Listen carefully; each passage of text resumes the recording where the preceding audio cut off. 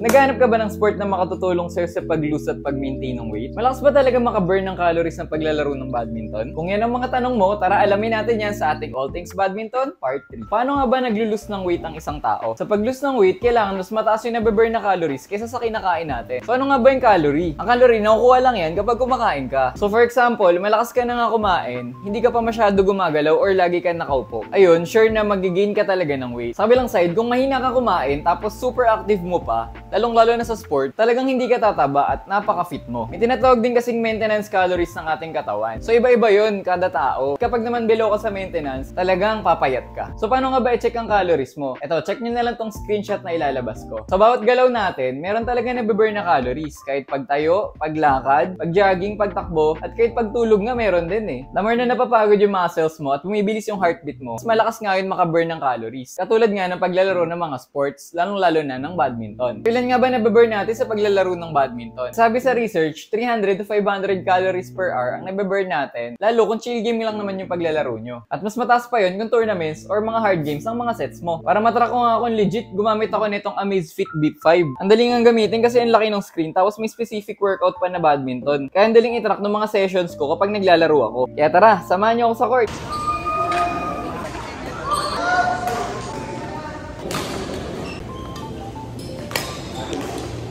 So guys, katatapos lang ng session namin, 2 hours drill. Ito yung naging calories na na-burn natin. Dalawa yung naging history natin dahil na-stop ko yung una. Pero ayan, 187 calories, tsaka 96 calories in 2 hours. Chill na drills lang naman, nakita nyo naman kanina guys. Next time natin na ilalag dito sa watch, baka bukas or next day maglalaro naman tayo. Check natin ilan ang burn natin calories.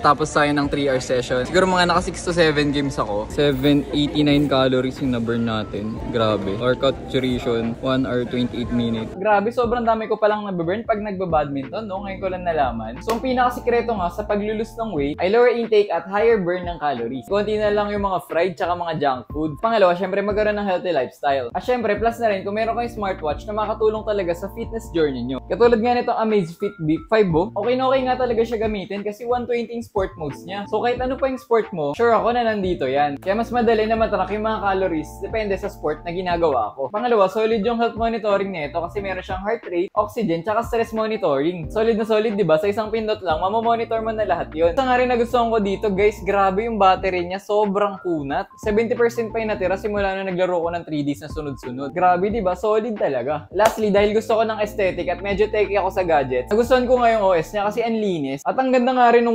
1.91-inch display. Papasabi ka nga talaga na 4K lang to. Overall, masasabi nga natin talaga na ang badminton ay makatutulong sa ating weight loss journey. Kasi grabe nga makaburn ng calories, no? 3 hour session lang yun. So ano ang gusto nyo pag-usapan natin sa ating All Things Badminton Part 4? Comment down below!